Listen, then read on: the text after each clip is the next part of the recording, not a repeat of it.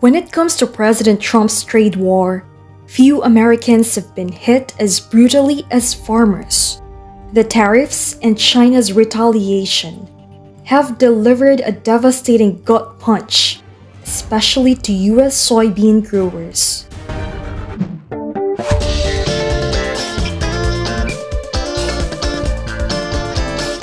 Now, soybeans are America's largest agricultural export, worth more than $24 billion last year. About half of that went to China.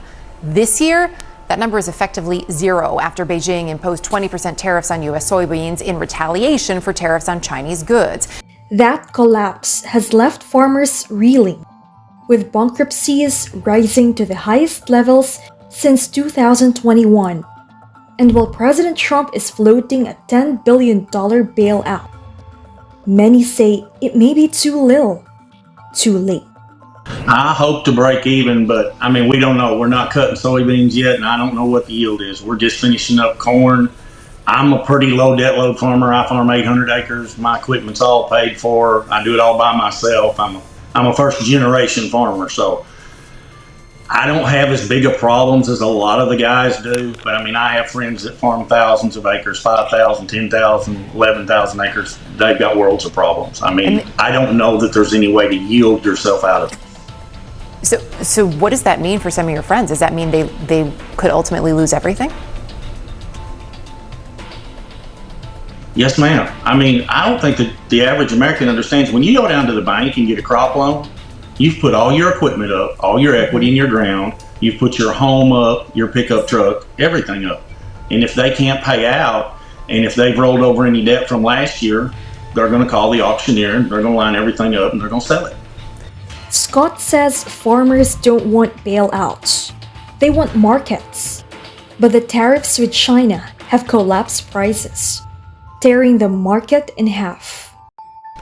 They've tore our market in half. If you take the 4 years prior to Trump's first tariff war, the average price of a bushel of soybeans is $12.54.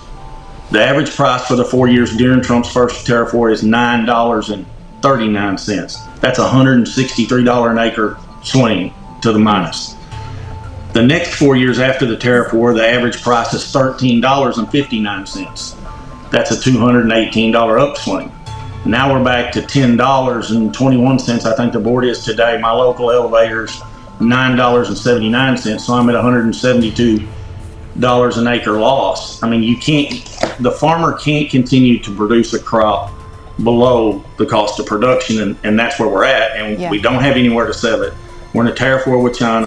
We're in a tariff war with everybody else. Where do they want me to market this? With no stable market and overproduction driving surpluses, farmers are trapped. America produces 40% more soybeans than it can consume. Without exports, the math doesn't work. Agriculture is the backbone of rural America. For every dollar in agriculture, you get $8 in your rural community. We help pay taxes on schools, roads. We're the guys that keeps the parts store open. We're the guys that keeps the local co-op open that 20 guys work at. In the little town I live in, we have a chicken plant, about 600 chicken houses.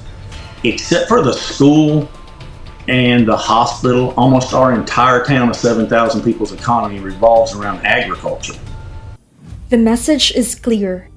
Farmers don't want handouts. They want trade, not aid. But will Washington listen before America's agricultural heartland disappears?